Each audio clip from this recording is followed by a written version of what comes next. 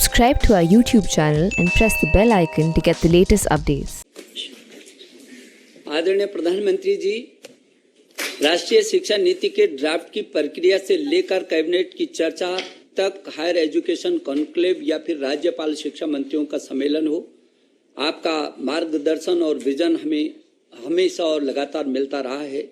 इसी road map पर हम आगे भी बढ़ रहे हैं और भविष्यवादी प्रगतिवादी राष्ट्रीय शिक्षा नीति को लाने की सफलता के रास्ते को आगे बढ़ा रहे हैं। प्रधानमंत्री जी, आज स्कूल एजुकेशन कॉन्क्लेव में इसमें लगभग 15 लाख स्कूलों के 90 लाख से भी अधिक अध्यापकगण और 27 करोड़ से भी अधिक छात्र छात्राएं प्रधानमंत्री जी आपके आशीर्वाद के लिए आपको साथ जुड़े हुए हैं। प्रधानमंत्री जी, 25 देशों के जहां सीबीएसई बोर्ड के हमारे छात्र पढ़ रहे हैं, ऐसे 25 देशों के छात्र भी आज आपके आशीर्वाद के लिए यहाँ पर हैं। आपने हायर एजुकेशन कॉन्क्लेव में ऐसे विश्व नागरिक की बात की थी जो भारतीय मूल्यों से जुड़ा हो। निश्चित रूप से यह शिक्षा नीति ऐसा विश्व नागरिक को तैयार करेगी जो भारतीय मूल्यों से जुड़ा हो और अंतर्राष्ट्रीय प्रतिस्पर्धा पर भी भारत की पहचान दिला सके। ये आपका मार्गदर्शन हमेशा हमको रहा है।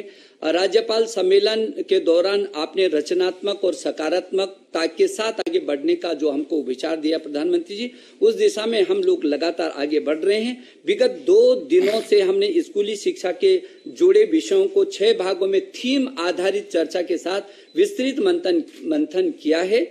ये राष्ट्रीय पुरस्कारों से सम्मानित एवं स्कूली शिक्षा से जुड़े विशेषज्ञों ने अपने बहुमूल्य सुझाव दिए हैं और आज प्रधानमंत्री जी इन 6 थीमों पर विशेषज्ञों के साथ दिन भर हम परामर्श करेंगे। कस्तूरी रंगन जी, मंजुल भार्गव जी, श्रीधर जी सहित पूरी समिति के लोग भी आज दिन भर उन विशेषज्ञों के साथ यहाँ जुड़े होंगे, क्योंकि आज हम करोड़ों छात्र, अध्यापक और अभिभावक आपके मार्गदर्शन के लिए उत्सुक है। मैं आपसे बहुत विनम्रता पूर्वक प्रार्थना करता हूं कि आप हमको अपना आशीर्वाद दें।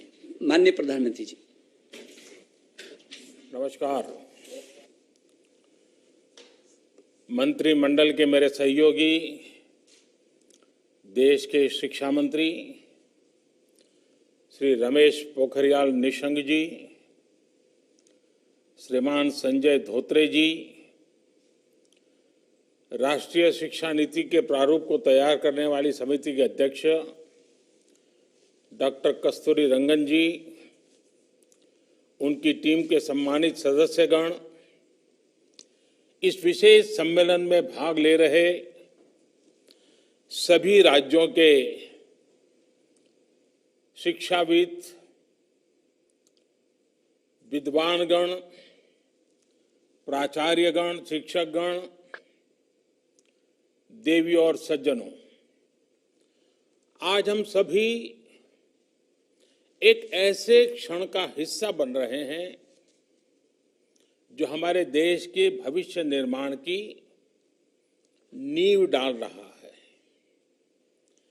एक ऐसा क्षण है जिसमें नए युग के निर्माण के बीज पड़े हैं। राष्ट्रीय शिक्षा नीति 21वीं सदी के भारत को नई दिशा देने वाली है। साथियों, पिछले 3 दशकों में दुनिया का हर क्षेत्र बदल गया, हर व्यवस्था बदल गई। इन 3 दशकों में हमारे जीवन का शायद ही कोई पक्ष हो जो पहले जैसा ही रहा हो, लेकिन वो मार्ग जिस पर चलते हुए समाज भविष्य की तरफ बढ़ता है, हमारी शिक्षा व्यवस्था वो अब भी पुराने ढर्रे पर ही चल रही थी। पुरानी शिक्षा व्यवस्था को बदलना उतना ही आवश्यक था जितना किसी खराब हुए ब्लैक बोर्ड को बदलना आवश्यक होता है। जैसे हर स्कूल में पिनअप बोर्ड होता है, उसमें तमाम जरूरी कागज, स्कूल के जरूरी आदेश, बच्चों की बनाई पेंटिंग आदि आप लोग लगाते रहते हैं। ये बोर्ड हर कुछ समय में भर जाता है। उस पिनअप बोर्ड पर नई क्लास के नए बच्चों की नई पेंटिंग्स लगाने के लिए आपको बदलाव करना ही पड़ता है। नई राष्ट्रीय शिक्षा नीति भी नए भारत की नई उम्मीदों की, नई आवश्यकताओं की पूर्ति का एक सशक्त माध्यम है। इसके पीछे पिछले 4-5 वर्षों की कड़ी मेहनत है। हर क्षेत्र, हर विद्या, हर भाषा के लोगों ने इस पर दिन रात काम किया है, लेकिन ये काम अभी पूरा नहीं हुआ है। एक प्रकार से कहे तो ये काम की असली शुरुआत हुई है। अब हमें राष्ट्रीय शिक्षा नीति को उतने ही प्रभावी तरीके से लागू करना है और ये काम हम सब मिलकर करेंगे। मैं जानता हूं राष्ट्रीय शिक्षा नीति का ऐलान होने के बाद आप में से बहुत लोगों के मन में कई सवाल आ रहे हैं। ये शिक्षा नीति क्या है? ये कैसे अलग है? इसे स्कूल और कॉलेजों की व्यवस्था में क्या बदलाव आएगा? इस शिक्षा नीति में एक शिक्षक के लिए क्या है, एक छात्र के लिए क्या है, और सबसे अहम, इसे सफलतापूर्वक लागू करने के लिए क्या करना है, कैसे करना है? ये सवाल जायज भी हैं और जरूरी भी है। और इसलिए ही हम सब यहां इस कार्यक्रम में इकट्ठा हुए हैं ताकि चर्चा कर सके, आगे का रास्ता बना सके। मुझे बताया गया है कि कल भी दिन भर आप सभी ने इन्हीं बातों पर घंटों मंथन किया है, चर्चा की है। टीचर्स खुद अपने हिसाब से लर्निंग मटेरियल तैयार करें, बच्चे अपना टॉय म्यूजियम बनाएं, पेरेंट्स को जोड़ने के लिए स्कूल में कम्युनिटी लाइब्रेरी हो, तस्वीरों के साथ मल्टीलिंगुअल डिक्शनरी हो, स्कूल में भी किचन गार्डन हो। ऐसे कितने ही विषयों की बात हुई है। अनेक नए आइडिया दिए गए हैं। मुझे खुशी है कि राष्ट्रीय शिक्षा नीति को लागू करने के इस अभियान में हमारे प्रिंसिपल्स और शिक्षक पूरे उत्साह से हिस्सा ले रहे हैं। अभी कुछ दिन पहले शिक्षा मंत्रालय ने भी राष्ट्रीय शिक्षा नीति को लागू करने के बारे में देश भर के टीचर से माईगॉव पोर्टल पर उनके सुझाव मांगे थे। एक सप्ताह के भीतर ही 15 लाख से ज्यादा सुझाव मिले हैं। ये सुझाव राष्ट्रीय शिक्षा नीति को और ज्यादा प्रभावी तरीके से लागू करने में मदद करेंगे। इस विषय में और अधिक जागरूकता लाने के लिए शिक्षा मंत्रालय अनेक तरह के कार्यक्रम चला रहा है। साथियों, किसी भी देश के विकास को गति देने में उसकी युवा पीढ़ी और युवा ऊर्जा, इसकी बहुत बड़ी भूमिका होती है। लेकिन उस युवा पीढ़ी का निर्माण बचपन से ही शुरू हो जाता है। जैसा बचपन होगा, भविष्य का जीवन काफी कुछ उसी पर निर्भर करता है।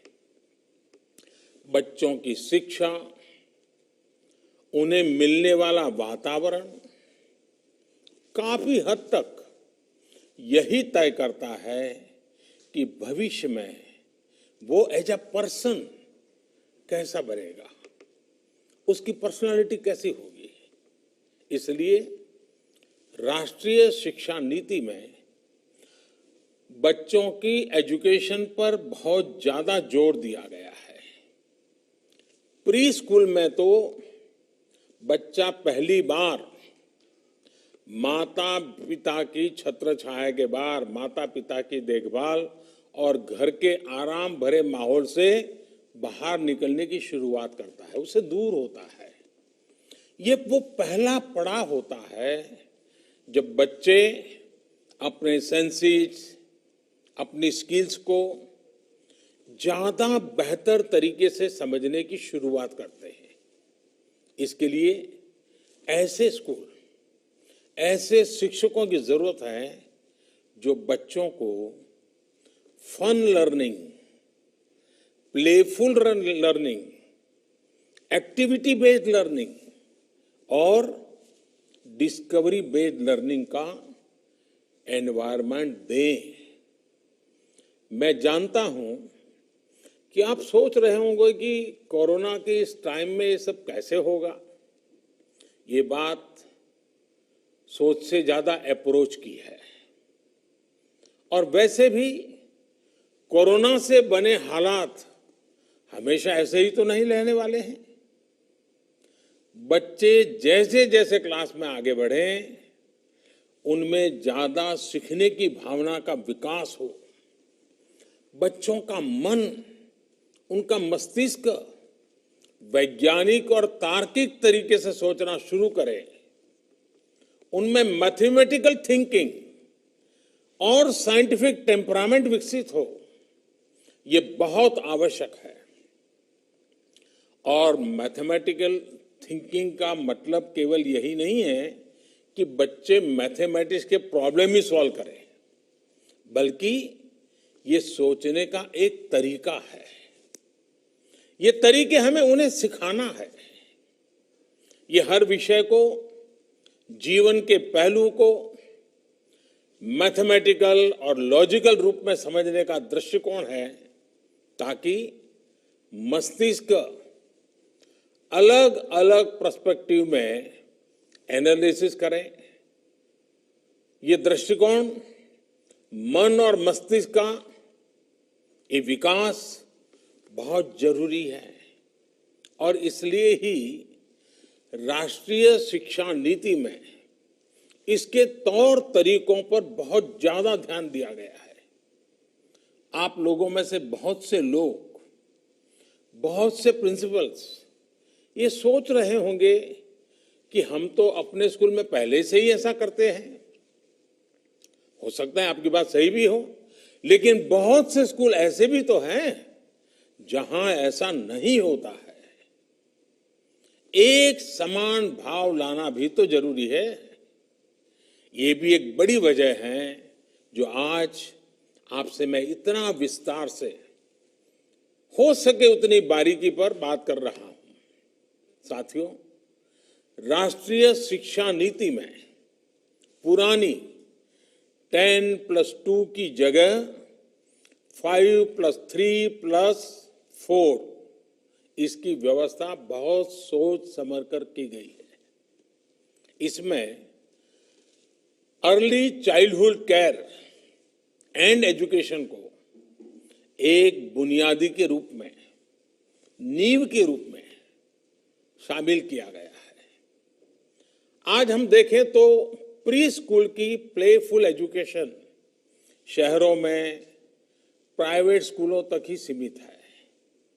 वो अब गांवों में भी पहुंचेगी, गरीब के घर तक पहुंचेगी। गरीब हो, अमीर हो, गांव हो, शहर हो, हर किसी के, हर जगह के बच्चों को मिलेगी। मूलभूत शिक्षा पर ध्यान इस नीति का सबसे महत्वपूर्ण पहलू है। राष्ट्रीय शिक्षा नीति के तहत फाउंडेशनल लिटरेसी एंड न्यूमरेसी के विकास को एक राष्ट्रीय मिशन के रूप में लिया जाएगा। प्रारंभिक भाषा का ज्ञान, संख्या का ज्ञान, बच्चों में सामान्य लेख को पढ़ने और समझने की क्षमता का विकास, ये बहुत आवश्यक होता है। बच्चा आगे जाकर रीड टू लर्न करें, इसके लिए जरूरी है कि शुरुआत में वो लर्न टू रीड करना सीखे। लर्न टू रीड से रीड टू लर्न की ये विकास यात्रा फाउंडेशनल लिटरेसी एंड न्यूमरेसी के माध्यम से पूरी की जाएगी। साथियों, हमें ये सुनिश्चित करना है कि जो भी बच्चा तीसरी कक्षा पार करता है वो 1 मिनट में 30 से 35 शब्द तक आसानी से पढ़ पाए। इसे आप लोग ओरल रीडिंग फ्लुएंसी कहते हैं। जिस बच्चे को हम इस लेवल तक ला पाएंगे, शेप कर पाएंगे, सिखा पाएंगे, तो भविष्य में उस विद्यार्थी को बाकी सब्जेक्ट का कंटेंट समझने में और आसानी रहेगी। मैं इसके लिए आपको एक सुझाव देता हूं। ये जो छोटे छोटे बच्चे हैं, उनके साथ और 25-30 उनके दोस्त भी होंगे क्लास में। आप उनको कहिए कि चलो भाई, तुम कितनों के नाम जानते हो, बोलो। फिर कहो, अच्छा तुम कितनी तेजी से नाम बता सकते हो, बोलो। फिर कहिए कि तुम तेजी से भी बोलो और उसको वहां खड़ा भी करो। आप देखिए उतनी कितने प्रकार की टैलेंट डेवलप होने शुरू हो जाएगी और उसका कॉन्फिडेंस लेवल बढ़ जाएगा। फिर वही बातें बाद में लिखित रूप में रख करके उन्हीं अपने साथियों के नाम, चलो भाई तुम इसमें से किस किस के नाम बोलोगे, पहले फोटो रख करके दिखा सकते हैं, फिर शब्द लिख करके रखा सकते हैं। अपने ही दोस्तों की पहचान से वो सीखना शुरू कर दे। इसको लर्निंग की प्रक्रिया कहते हैं। इससे आगे की कक्षाओं में स्टूडेंट्स पर बोझ भी कम होगा, आप शिक्षकों पर भी बर्डन कम होगा। साथ ही बेसिक गणित जैसे counting, addition, subtraction, multiplication, division, ये सब भी बच्चे आसानी से समझ सकेंगे। ये तब संभव होगा जब पढ़ाई किताबों और क्लास की 4 दीवारियों से बाहर निकालकर वास्तविक दुनिया से जुड़ेगी, हमारे जीवन से, आसपास के परिवेश से जुड़ेंगी, आसपास की चीजों से, रियल वर्ल्ड से बच्चे कैसे सीख सकते हैं। इसका एक उदाहरण ईश्वर चंद्र विद्यासागर की एक जीवन कहानी में देखने को मिला है। कहते हैं ईश्वर चंद्र विद्यासागर जी जब 8 साल के थे, उन्हें तब तक अंग्रेजी नहीं पढ़ाई गई थी। एक बार वो अपने पिता के साथ कोलकाता जा रहे थे। रास्ते में सड़क के किनारे उन्हें अंग्रेजी में लिखे माइलस्टोन्स दिखे। उन्होंने अपने पिता से पूछा कि यह क्या लिखा है। उनके पिताजी ने बताया कि इसमें कोलकाता कितनी दूर है ये बताने के लिए इंग्लिश में गिनती लिखी है। इस उत्तर से ईश्वरचंद्र विद्यासागर के बाल मन में और जिज्ञासा बढ़ी। वो पूछते रहे और उनके पिताजी उन मील के पत्थरों पर लिखी गिनती बताते रहे। और कोलकाता पहुंचते पहुंचते ईश्वर चंद्र विद्यासागर पूरी इंग्लिश की काउंटिंग सीख गए। 1 2 3 4 7 8 9 10 उनको आ गया। ये है जिज्ञासा की पढ़ाई। जिज्ञासा से सीखने और सिखाने की शक्ति।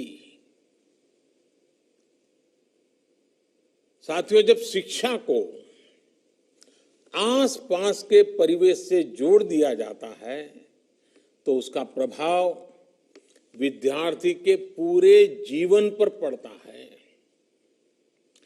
पूरे समाज पर भी पड़ता है। जैसे जापान को देखिए, वहां शिनरिन योकू का प्रचलन है। शिनरिन का अर्थ है वन या जंगल, और योकू का मतलब है नहाना, यानी फॉरेस्ट बेथिंग।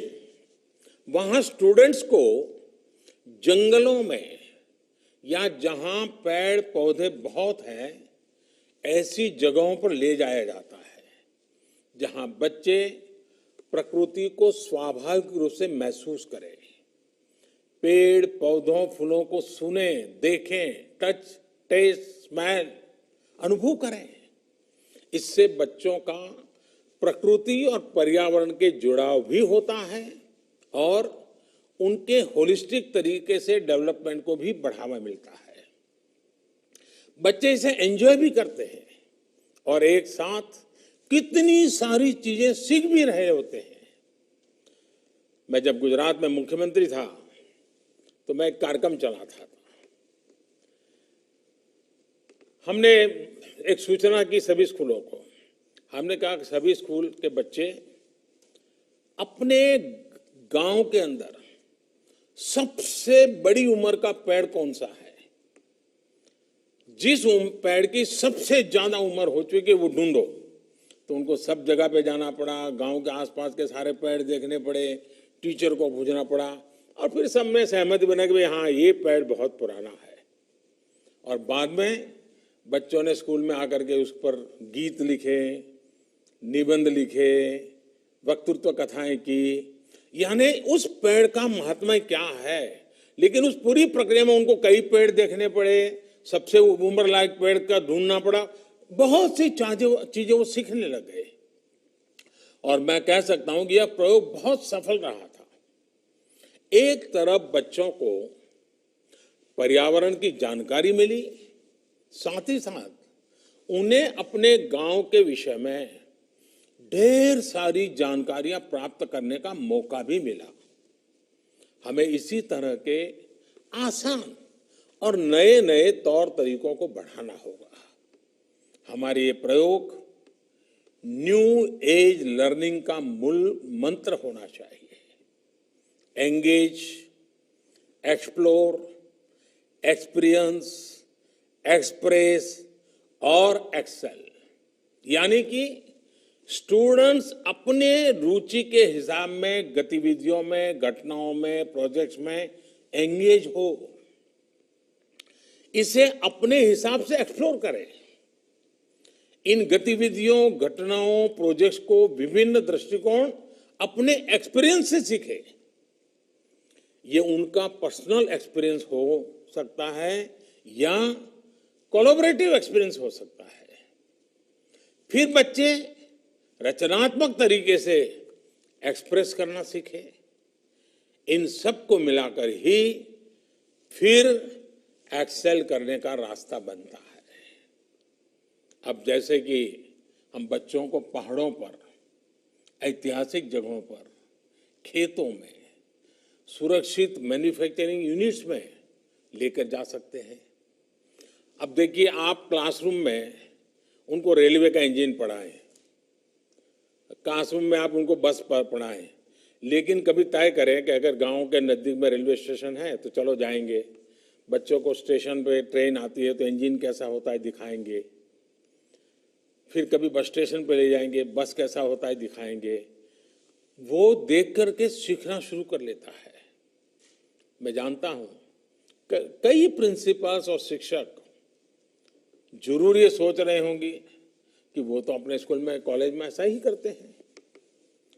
मैं मानता हूं बहुत से टीचर बड़े इनोवेटिव होते हैं और जी जान से लगे होते, करते रहते हैं, लेकिन ये सब जगह नहीं होता है। और हमने इन सारी अच्छी चीजों को जितना ज्यादा फैलाएंगे, हमारे साथी शिक्षकों भी सीखने का मौका मिलेगा। और इस वजह से बहुत से छात्र प्रैक्टिकल नॉलेज से दूर रह जाते हैं, टीचरों का एक्सपीरियंस जितना ज़्यादा शेयर होगा वो बच्चों के लाभ में जाएगा। साथियों, हमारे देश भर में हर क्षेत्र की अपनी कुछ न कुछ खूबी है। कोई न कोई पारंपरिक कला, कारीगरी, प्रोडक्ट्स हर जगह के मशहूर हैं। जैसे कि बिहार में भागलपुर की साड़ियाँ, वहाँ का सिल्क देश भर में फेमस है। स्टूडेंट्स उन करघों, हाथ करघों में विजिट करें, देखें आखिर ये कपड़े बनते कैसे हैं। उनको सिखाया जाए, जरा तुम जो उसके मालिक हैं, जो उस पर काम कर रहे हैं, इनको जरा सवाल पूछो। क्लासरूम में सवाल सिखा करके ले जाया जाए, फिर उनको कहा जाएगा आकर के बताओ भाई तुमने क्या पूछा था, क्या जवाब मिला। एक ही साधु, यही तो लर्निंग है। जब वो पूछेगा स्पेसिफिक कि भाई आप धागा कहाँ से लाते हो, धागे का रंग कैसे होता है, ये साड़ी में चमक कैसे आती, वो बच्चा से अपनी मर्जी से पूछने लगेगा। आप देखिए उसको बहुत कुछ सीखने को मिल जाएगा। स्कूल में भी ऐसे स्किल्ड लोगों को बुलाया जा सकता है। ये स्किल्ड लोग आकर के अपनी प्रदर्शनी लगा सकते हैं। वो वर्कशॉप भी लगा, मान लीजिए गांव में जो मिट्टी के बर्तन बनाने वाले लोग हैं, एक दिन स्कूल में बुला लिया, मिट्टी के बर्तन बनाने का काम, स्कूल के बच्चे देखें, फिर उनसे सवाल जवाब करें, पूछें। आप देखिए वो आराम से सीख लेगा। विद्यार्थियों की जिज्ञासा भी बढ़ेगी और जानकारी भी बढ़ेगी और सीखने में रुचि भी बढ़ेगी। ऐसे कितने ही प्रोफेशंस हैं जिनके लिए डीप स्किल की जरूरत होती है, लेकिन हम उन्हें महत्व ही नहीं देते। कई बार तो उन्हें छोटा समझ लेते हैं। अगर स्टूडेंट्स इन्हें देखेंगे, जानेंगे, तो एक तरह का भावात्मक जुड़ाव होगा। स्किल्स को समझेंगे, उनकी रिस्पेक्ट करेंगे। हो सकता है बड़े होकर इनमें से कई बच्चे ऐसे ही उद्योगों से जुड़े होंगे, वो हो सकता है वही बड़े मालिक बन जाए, बड़े उद्योगकार बन जाए। सीखने का वहीं शुरू हो जाता है। बच्चों में संवेदना जगाने की बात जब आती है, अब बच्चे ऑटो रिक्शा में स्कूल आते हैं, क्या कभी उन बच्चों को पूछा कि उस ऑटो रिक्शा वाला का नाम क्या है जो तुम्हें रोज ले आता है, उसका घर कहाँ है, क्या कभी उसके जन्मदिन को आपने मनाया था क्या कभी आप उसके घर गए थे क्या कभी आपके माँ बाप को वो मिला था क्या। फिर बच्चों को कहोगे भाई तुम ऐसा करो, तुम्हारा जो रिक्शा ड्राइवर है जो तुम्हें लेकर के रिक्शा में लेता है, तुम इतने 10 सवाल पूछ के आ जाओ और फिर क्लास में सब बच्चों को बताओ भाई मेरा जो ऑटो रिक्शा वाला है वो ऐसा ऐसा है, वो इस गांव का है, यहाँ कैसे आया। देखिए बच्चों को उसके प्रति एक संवेदना प्रकट होगी, वरना उन बच्चों को मालूम नहीं, उनको लगता है मेरे पिताजी पैसे देते हैं इसलिए ऑटो रिक्शा वाला है मुझे लेके आता है। उसके मन में वो भाव नहीं जगता है कि ऑटो रिक्शा मेरी जिंदगी बना रहा है, ये सिर्फ ऑटो रिक्शा चलाने वाला एक चालक नहीं है, मेरी जिंदगी को बनाने के लिए वो कुछ कर रहा है। ये संवेदना पैदा होगी। उसी प्रकार से अगर कोई दूसरा प्रोफेशन भी चुनता है, इंजीनियर भी बनता है, तो उसके दिमाग में रहेगा कि फलाना पैसे को बेहतर बनाने के लिए क्या इनोवेशन किया जा सकता है। इसी तरह हॉस्पिटल्स की, फायर स्टेशन की या फिर दूसरी किसी जगह की विजिट भी लर्निंग का हिस्सा हो सकती है। बच्चों को ले जाना चाहिए, दिखाना चाहिए, उनको पता चलेगा डॉक्टर भी कितने प्रकार के होते हैं, डेंटिस्ट क्या होता है, आंख का हॉस्पिटल कैसा होता है, साधन देखा गया, आंख चेक करने का मशीन कैसा होता है। उसको जिज्ञासा, हाँ भाई ये कुछ ऐसा होता है, ये कुछ ऐसा होता है, वो सीखेगा। साथियों, राष्ट्रीय शिक्षा नीति को इसी तरह तैयार किया गया है ताकि सिलेबस को कम किया जा सके और फंडामेंटल चीजों पर ध्यान केंद्रित किया जा सके। लर्निंग को इंटीग्रेटेड एवं इंटरडिसिप्लिनरी, फन बेस्ड और कंप्लीट एक्सपीरियंस बनाने के लिए एक नेशनल करिकुलम फ्रेमवर्क डेवलप किया जाएगा। ये भी तय किया गया है कि 2022 में जब हम आजादी के 75 वर्ष मनाएंगे तो हमारे स्टूडेंट्स इस नए करिकुलम के साथ ही नए भविष्य की तरफ कदम बढ़ाएंगे। ये भी फॉरवर्ड लुकिंग, फ्यूचर रेडी और साइंटिफिक करिकुलम होगा। इसके लिए सभी के सुझाव लिए जाएंगे और सभी के सुझाव और मॉडर्न एजुकेशन सिस्टम को इसमें समाहित किया जाएगा। साथियों, भविष्य की दुनिया हमारी आज की दुनिया से काफी अलग होने वाली है। हम इसकी जरूरतों को अभी से देख सकते हैं, सेंस कर सकते हैं।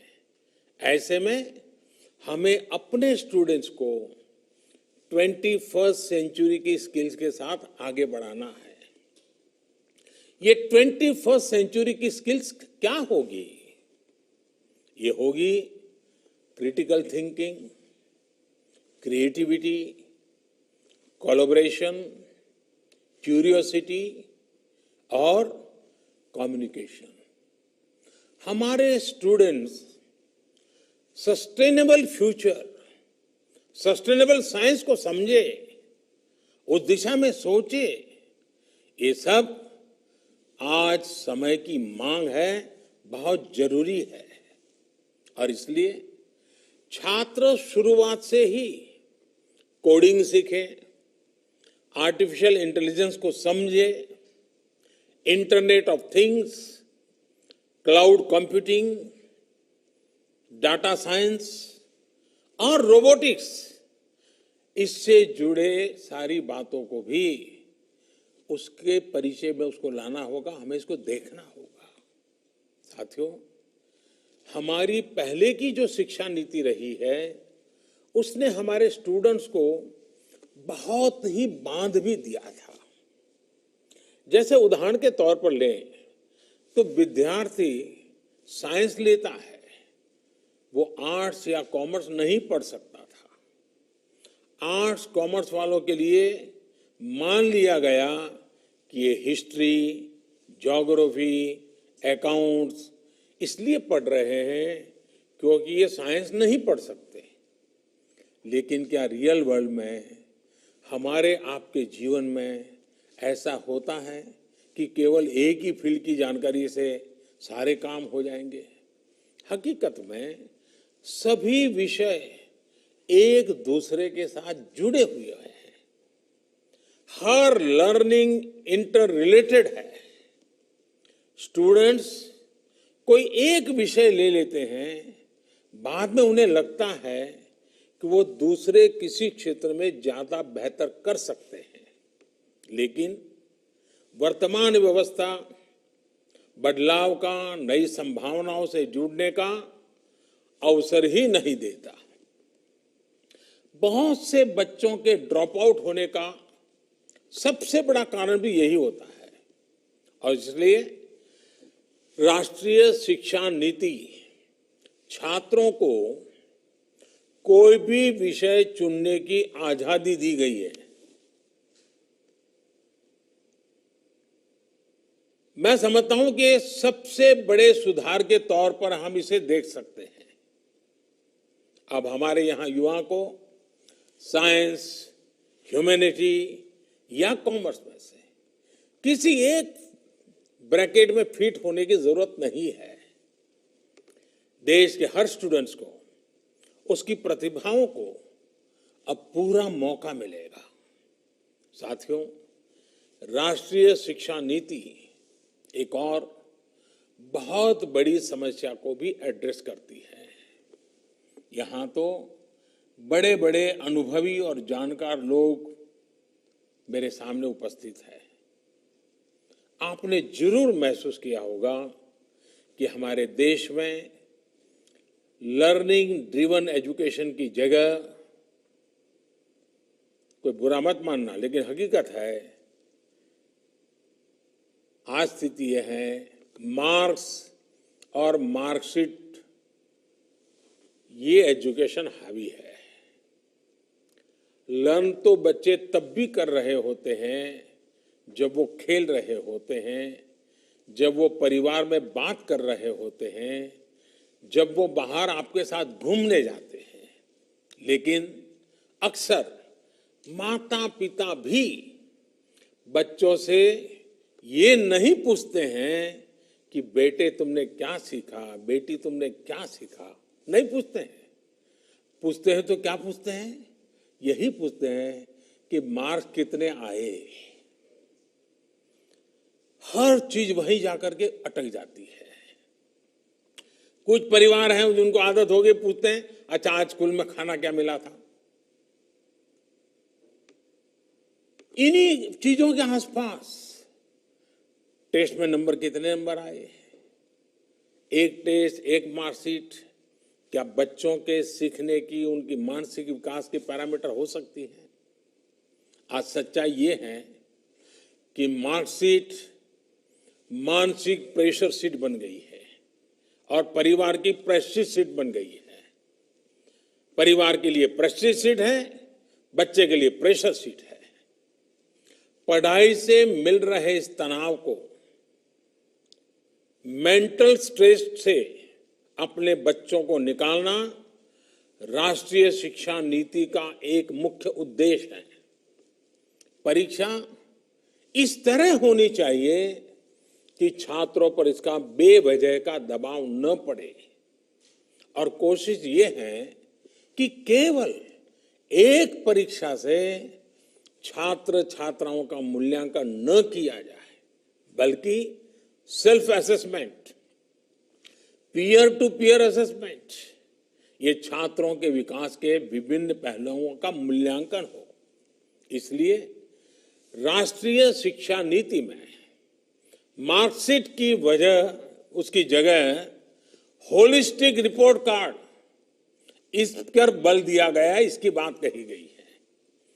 होलिस्टिक रिपोर्ट कार्ड विद्यार्थियों के unique potential, aptitude, attitude, talent, skills, efficiency, competency और पॉसिबिलिटी की डिटेल शीट होगी। मूल्यांकन प्रणाली के में संपूर्ण सुधार के लिए एक नए राष्ट्रीय मूल्यांकन केंद्र परख की स्थापना भी की जाएगी। साथियों, राष्ट्रीय शिक्षा नीति के आने के बाद से भी ये भी चर्चा काफी तेज है कि बच्चों को पढ़ाने की भाषा क्या होगी, इसमें क्या बदलाव किया जा रहा है। यहां हमें एक ही वैज्ञानिक बात समझने की जरूरत है कि भाषा शिक्षा का माध्यम है, भाषा ही सारी शिक्षा नहीं है। किताबी पढ़ाई में फंसे फंसे कुछ लोग ये फर्क ही भूल जाते हैं और इसलिए जिस भी भाषा में बच्चा आसानी से सीख सके, चीजें लर्न कर सके, वही भाषा पढ़ाई की भाषा होनी चाहिए। ये देखना जरूरी है कि जब बच्चे को हम पढ़ा रहे हैं तो जो हम बोल रहे हैं क्या वो समझ पा रहा है, समझ रहा तो कितनी आसानी से समझ रहा है। कहीं ऐसा तो नहीं है कि विषय से ज्यादा बच्चे की ऊर्जा भाषा को समझने में ही खप रही है। इन्हीं सब बातों को समझते हुए ज्यादातर देशों में भी आरंभिक शिक्षा मातृभाषा में ही दी जाती है। आप में से बहुत से लोग ये जानते होंगे कि 2018 में programme for international student assessment PISA की टॉप रैंकिंग वाले जितने देश थे, जैसे कि Estonia, Ireland, Finland, Japan, South Korea, Poland, इन सब देशों में प्राथमिक शिक्षा मातृभाषा में ही दी जाती है। ये बात स्वाभाविक है कि जिस भाषा को सुनते हुए बच्चे पलते हैं, जो भाषा घर की भाषा होती है, उसी में बच्चों की सीखने की गति बेहतर होती है। वरना होता यह है कि बच्चे जब किसी दूसरी भाषा में कुछ सुनते हैं तो पहले वो मन में उसे अपनी भाषा में ट्रांसलेट करते हैं, फिर उसको समझते हैं। बाल मन में ये बड़ी उलझन पैदा करती है, बहुत स्ट्रेस देने वाली बात होती है। इसका एक और पहलू भी है। हमारे देश में खासकर ग्रामीण क्षेत्र में पढ़ाई मातृभाषा से अलग होने पर ज्यादातर पेरेंट्स बच्चों की पढ़ाई से जुड़ भी नहीं पाते। ऐसे में बच्चों के लिए पढ़ाई एक सहज प्रक्रिया नहीं रह जाती, बल्कि पढ़ाई स्कूल की एक ड्यूटी बन जाती है। पेरेंट्स और स्कूल के बीच में एक खाई हो जाती है, एक दीवार हो जाती है। इसलिए जहां तक संभव हो, कम से कम ग्रेड 5 कक्षा 5 तक शिक्षा का माध्यम मातृभाषा, स्थानीय भाषा रखने की बात राष्ट्रीय शिक्षा नीति में कही गई है। मैं देखता हूं कुछ लोग इसे लेकर भ्रम में भी रहते हैं। राष्ट्रीय शिक्षा नीति में मातृभाषा के अलावा कोई अन्य भाषा सीखने सिखाने पर कोई प्रतिबंध नहीं है, कोई रोक नहीं लगाई गई है। अंग्रेजी के साथ जो भी विदेशी भाषाएं अंतर्राष्ट्रीय पटल पर सहायक है, अगर बच्चों का मन करता है जरूर पढ़े, सीखें, किसी को इतराज नहीं है। और जितना ज्यादा सीखेगा अच्छा ही होगा। लेकिन साथ साथ सभी भारतीय भाषाओं को भी प्रमोट किया जाएगा, ताकि हमारे युवा देश के अलग अलग राज्यों की भाषा, वहां की संस्कृति से परिचित हो सके, हर क्षेत्र का एक दूसरे से रिश्ता मजबूत हो। साथियों, राष्ट्रीय शिक्षा नीति की इस यात्रा के पथ प्रदर्शक आप सभी हैं, हमारे देश के शिक्षक हैं। चाहे नए तरीके से लर्निंग हो, चाहे परख के जरिए नई परीक्षा हो, स्टूडेंट को इस नई यात्रा पर लेकर शिक्षक को ही जाना है। और ये बात साफ है कि हवाई जहाज, प्लेन कितना भी एडवांस क्यों न हो, उड़ाता पायलट ही है। इसलिए ये सभी शिक्षकों को भी काफी कुछ नया लर्न करना है, काफी कुछ पुराना अनलर्न भी करना है, पुराना भूलना भी है। 2022 में जब आजादी के 75 वर्ष पूरे होंगे, तब भारत का हर स्टूडेंट राष्ट्रीय शिक्षा नीति द्वारा तय किए गए दिशा निर्देशों में पढ़े। ये हम सबकी सामूहिक जिम्मेदारी है। मैं सभी शिक्षकों, प्रशासकों, स्वयंसेवी संगठनों और अभिभावकों से आह्वान करता हूं कि वे इस राष्ट्रीय मिशन में अपना सहयोग दें। मुझे पूरा विश्वास है कि आप सभी शिक्षकों के सहयोग से देश राष्ट्रीय शिक्षा नीति को सफलतापूर्वक लागू कर पाएगा। मैं अपनी बात समाप्त करने से पहले शिक्षकों के माध्यम से एक बात आग्रह से कहना चाहूंगा कि कोरोना के काल में, इस संकट की घड़ी में आप भी औरों को जिन मर्यादाओं का पालन करना है वो बार बार बताते रहें, बार बार सिखाते रहें। 2 गज की दूरी की बात हो, मास्क या फेस कवर की बात हो, अपने परिवार में बुजुर्गों को पूरा ख्याल रखने की बात हो, स्वच्छता की बात हो, बाहर कहीं थूकने वगने की बात न गलतियां न हो, ये इस लड़ाई को लड़ने का नेतृत्व भी हम सबको करना है। और शिक्षक बड़ी आसानी से कर सकते हैं, बड़ी आसानी से बात घर घर पहुंचा सकते हैं। और शिक्षक जब कोई बात करते हैं तो स्टूडेंट बहुत विश्वास के साथ मानता है। स्टूडेंट के सामने प्रधानमंत्री ने ये कहा कहोगे और मेरे शिक्षक ने ये कहा कहोगे तो मैं दावे से कहता हूँ स्टूडेंट प्रधानमंत्री ने कहा है उस पर 4 सवाल करेगा, लेकिन शिक्षक ने कहा है उस पर एक भी सवाल नहीं करेगा। वो घर जाकर के बताएगा कि मेरे टीचर ने कहा है। ये श्रद्धा, ये विश्वास बालक के मन में पड़ा हुआ है। ये आपकी बहुत बड़ी पूंजी है, ये आपकी बहुत बड़ी शक्ति है। और इस क्षेत्र से जुड़े हुई कई पीढ़ियों ने तपस्या कर करके इसे आपको विरासत में दिया है। और जब ऐसी चीज आपको विरासत में मिली है तब आपका दायित्व भी बहुत बढ़ जाता है। मुझे विश्वास है मेरा देश का शिक्षक वृंद भारत के उज्जवल भविष्य के लिए इसको एक मिशन के रूप में लेगा, मन लगा करके करेगा। देश का एक एक बालक आपकी शिक्षा को ग्रहण करने के लिए तैयार होता है, आपके आदर्शों का पालन करने के लिए तैयार होता है, आपके इरादों को चरितार्थ करने के लिए तैयार होता है। वो दिन रात मेहनत करने के लिए तैयार होता है। अगर एक बार शिक्षक कह दे वो सब कुछ मानने को तैयार होता है। मैं समझता हूं कि माँ बाप, शिक्षक, शिक्षक संस्थान, सरकारी व्यवस्था, हम सब ने मिल करके इस काम को करना है। मुझे विश्वास है कि ये जो ज्ञान यज्ञ चल रहा है, ये जो शिक्षा पर्व चल रहा है, 5 सितंबर से लेकर के लगातार अलग अलग क्षेत्र के लोग इसको आगे बढ़ाने के लिए काम में लगे हैं।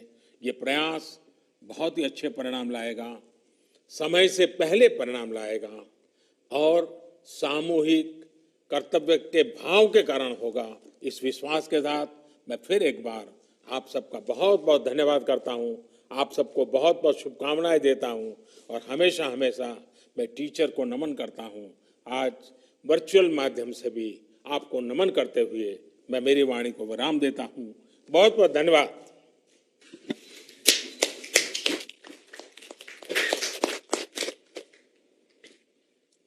आदरणीय प्रधानमंत्री जी, 21वीं सदी में स्कूली शिक्षा के लिए आयोजित इस कॉन्क्लेव पर आपके द्वारा दिए गए प्रेरणात्मक शब्दों के लिए हम आपका हार्दिक धन्यवाद ज्ञापन करते हैं। आपके दिशा निर्देश निश्चित रूप से हमें आज हमारे साथ देश के विभिन्न हिस्सों से जुड़े हुए शिक्षकों भी नई शिक्षा नीति लागू करने के लिए नई दिशा दिखाएंगे। शिक्षा मंत्रालय आपको आश्वासन देता है, विश्वास देता है कि इसको कार्यान्वित करने के लिए सक्रिय रूप से हम कार्य करेंगे। शिक्षा मंत्रालय एवं सभी सहभागियों की ओर से पुनः आपका हार्दिक आभार, धन्यवाद, नमस्कार।